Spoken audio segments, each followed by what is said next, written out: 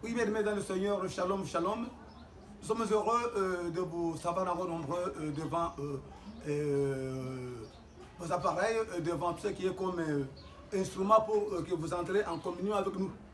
Shalom encore, c'est l'émission La Voix du Christ Roi, présentée par l'apôtre Emeraude Moussafiri de Kinshasa, Congo.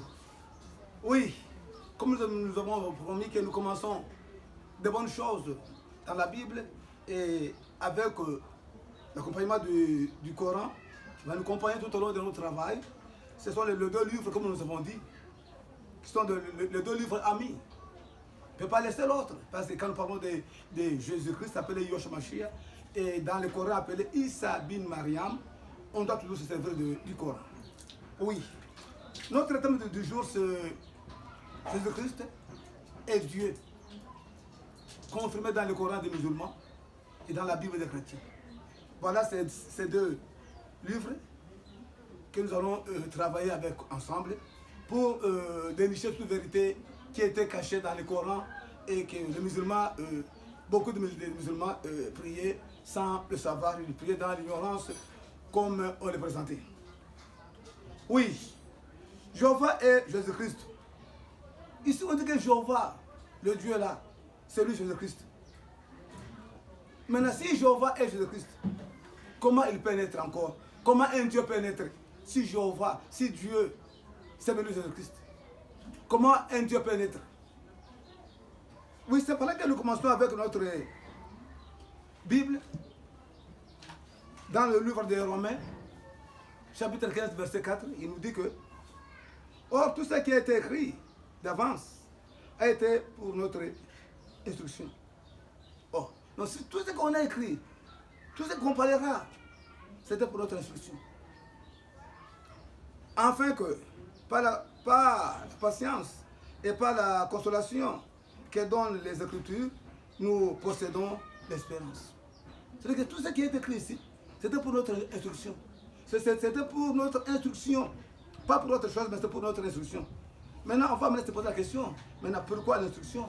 Pourquoi instruire? Oui, lisons un peu, demandons au roi Salomon, le fils de David, pourquoi l'instruction? Pourquoi tout ce qui est écrit dans la Bible et dans le Coran, c'est pour nous instruire. Demandons au roi Salomon avec son livre de Proverbes 8, 33. Écoutez l'instruction pour devenir sage. Ne les rejetez pas. Le roi Salomon passe maintenant à nous dire que nous devons écouter l'instruction. Nous devons écouter l'enseignement. Et si nous écoutons, les condenser que nous soyons sages. Maintenant, on va demander maintenant à Job, pourquoi la sagesse? Pourquoi devenir sage? Pourquoi devenir sage? Job 28, 28, il nous dit que, puis dit l'homme, voici la crainte du Seigneur, c'est la sagesse. S'éloigner du mal, c'est l'intelligence. Ici, Job nous présente des choses. Pourquoi la sagesse? Il dit que non. C'est pourquoi on est instruit. Si on est instruit, c'est pour que nous avons l'intelligence et la sagesse. Maintenant, pourquoi maintenant la sagesse? Il dit que non.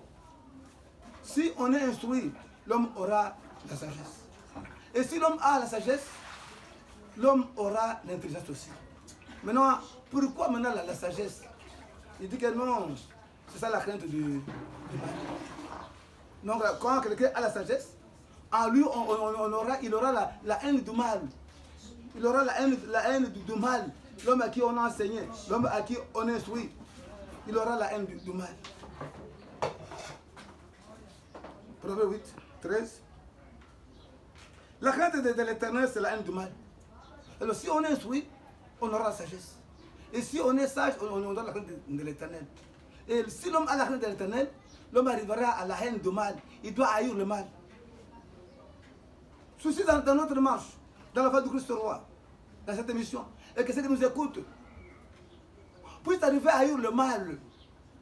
Les gens prient dans les mosquées, les gens prient dans nos églises, dans les tabernacles, dans les assemblées.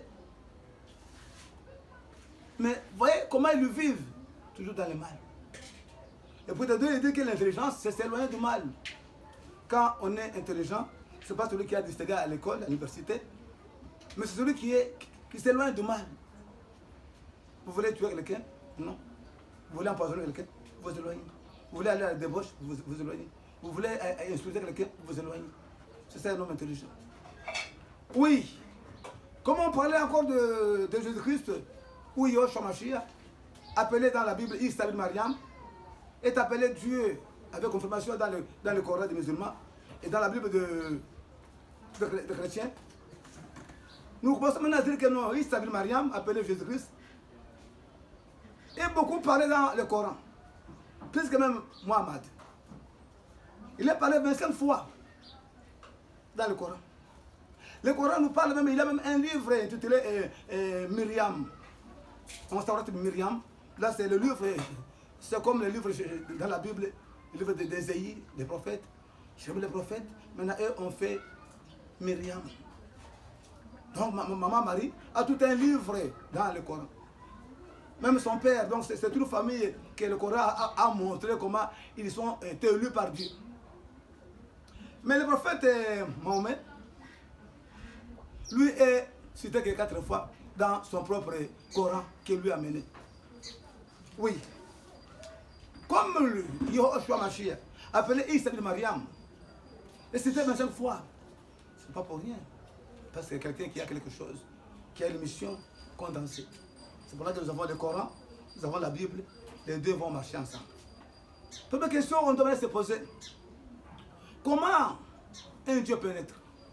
Si Isa bin Mariam, appelé dans le Coran, c'est bien lui, le Dieu, avec confirmation. Et comment ce Dieu-là pénètre? Comment ce Dieu-là pénètre? Comment il pénètre? Oui. Est-ce que Maman Marie avait mis au monde Jésus-Christ? C'est ça la question qu'on se pose maintenant, la première question qu'on se pose. Est-ce que Maman Marie, notre mère charismatique, notre mère de référence, partout elle est, que le vivre shalom la soit attribué dans le paradis? On a beaucoup d'amour et de respect à cette femme-là par qui l'histoire a commencé, l'histoire de vie, l'histoire de la vie.